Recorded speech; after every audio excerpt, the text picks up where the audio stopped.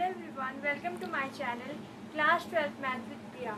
Last class में हमने exercise 1.1 के क्वेश्चन नंबर 1 का फिफ्थ का सी पार्ट देखा था। आज की क्लास में हम फिफ्थ का डी पार्ट देखने वाले हैं। तो देखते हैं हमारे पास फर्स्ट क्वेश्चन क्या है। फर्स्ट क्वेश्चन है determine whether each of the following relations are reflexive, symmetric and transitive. तो हमारे पास फर्स्ट क्वेश्चन में पूछा है कि रिफ्लेक्सिव, सिमेट्रिक एंड ट्रांजिटिव है या नहीं है, आपको ये बताना है। हमारे पास जिसका वी पार्ट है उसमें है relation R in the set A. हमारे पास कोई रिलेशन आर है जो कि सेट ए पे डिफाइन किया गया है। और सेट ए क्या है? Of all human beings in a town at a particular time. किसी एक पर्टिकुलर टाइम पे किसी एक टाउन में जितने भी ह्यूमन बीइंग्स रहते हैं उनका अगर हम क्या बना दें, एक सेट बना दें, तो हमारे पास क्या है, सेट ए है और उस पर रिलेशन आर डिफाइन किया गया है। अब हमारे पास रिलेशन क्या है बी पार्ट में, R is equal to X Y such that X is wife of B. हमारे पास एक्स वाई पेयर कब आएगा? जब एक्स क्या हो जाए, वाइफ हो जाए किसकी, वाई की हो जाए। ठीक है। अब एग्जाम्पल के लिए यहाँ पे कोई एग्जाम्पल ले लेते हैं। फॉर एग्जाम्पल राहुल एंड सीमा, या फिर यहाँ फर्स्ट में सीमा लिख लेते हैं, सीमा एंड राहुल। तो यहाँ पे देखिए X is wife of Y, तो यहाँ पे हमारे पास Seema is wife of Rahul. अगर ये इस तरीके से बनता है तो हमारे पास एक्स वाई पेयर होगा। तो हमारे पास जो सीमा एंड राहुल का पेयर है वो हमारे रिलेशन में आ जाएगा। तो हमारे पास जो रिलेशन है वो है X is wife of B. अब रिफ्लेक्सिव की कंडीशन क्या होती है कि हमारे पास जो हमारा सेट है उसके हर एक एलिमेंट को अपने आप से रिलेटेड होना पड़ता है। अब क्या इस रिलेशन के लिए ट्रू है? हमारे पास एक्स वाई कब आता है? जब X is wife of B. और हमारे पास एक्स एक्स आने के लिए हमारे पास कंडीशन क्या होगी, x is wife of x. क्या ऐसा पॉसिबल है? क्या कोई खुद की वाइफ हो सकती है? नहीं हो सकती है।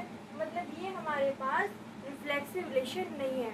तो हम क्या लिखेंगे, रिफ्लेक्सिव के लिए x can not be wife of x, can not be wife of X. अगर ऐसा है तो हमारे पास एक्स एक्स टाइप के जो पेयर हैं वो हमारे रिलेशन में नहीं होंगे। तो रिलेशन जो है वो रिफ्लेक्सिव नहीं होगा। R is not reflexive relation, R is not reflexive. एक बार फिर से देखिए, हमने कहा यहाँ पे X can not be wife of X. अगर एक्स जो है वो अपनी एक्स की वाइफ नहीं हो सकती है तो एक्स टाइप के जो हमारे पास पेयर है वो रिलेशन में नहीं होंगे। मतलब जो हमारा रिलेशन है वो रिफ्लेक्सिव नहीं होगा। अब हम चेक करेंगे कि क्या रिलेशन सिमेट्रिक है। अब हम चेक करेंगे कि ये जो रिलेशन है वो सिमेट्रिक है या नहीं है। तो सिमेट्रिक की कंडीशन क्या होती है? अगर ए भी हमारे रिलेशन में है तो उसका उल्टा बी हमारे रिलेशन में होना चाहिए। अब इस रिलेशन के लिए देखेंगे, अगर एक्स वाई है तो अगर हम ये प्रूव कर दे कि वाई एक्स हमारे रिलेशन में है तो हमारे पास जो रिलेशन है वो सिमेट्रिक हो जाएगा। एक्स वाई कब आता है? जब X is wife of Y हो जाए। और वाई एक्स कब आएगा? वाई एक्स के लिए हमारे पास Y is wife of X होना पड़ेगा। ठीक है। यहाँ पे एक्स वाई कब आता है? जब X is wife of Y. Y X कब आएगा? जब Y is wife of X हो जाए। क्या ये ट्रू है? अगर एग्जाम्पल के लिए हमने लिया था सीमा इज वाइफ ऑफ राहुल, तो क्या राहुल सीमा की वाइफ होगा? नहीं होगा। मतलब ये जो रिलेशन है वो हमारे पास सिमेट्रिक नहीं है। तो हम यहाँ पे लिखेंगे कि X is wife of Y, X is wife of Y. तो हमारे पास जो रिलेशन है वो है एक्स वाई, यहाँ पे हमारे पास रिलेशन में है।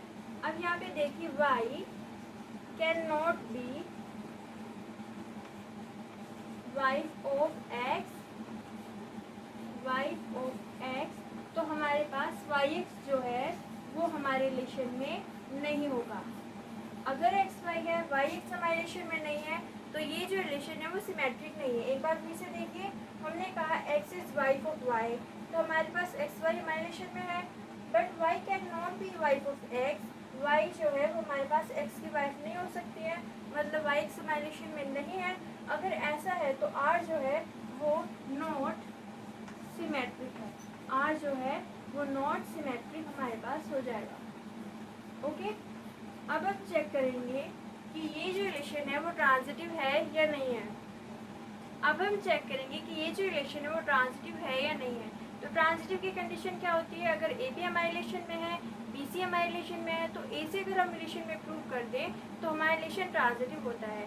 अब इसके लिए देखें यहाँ पे, अगर एक्स वाई हमारे पास रिलेशन में है और हम कह दें कि वाई जेड जो है वो हमारे रिलेशन में है, और अगर हम एक्स जेड प्रूव कर दें तो हमारा रिलेशन हो जाएगा ट्रांजिटिव। एक्स वाई कब आता है, जब X is wife of Y हो जाता है, मतलब एक्स जो है वो वाइफ है वाई की।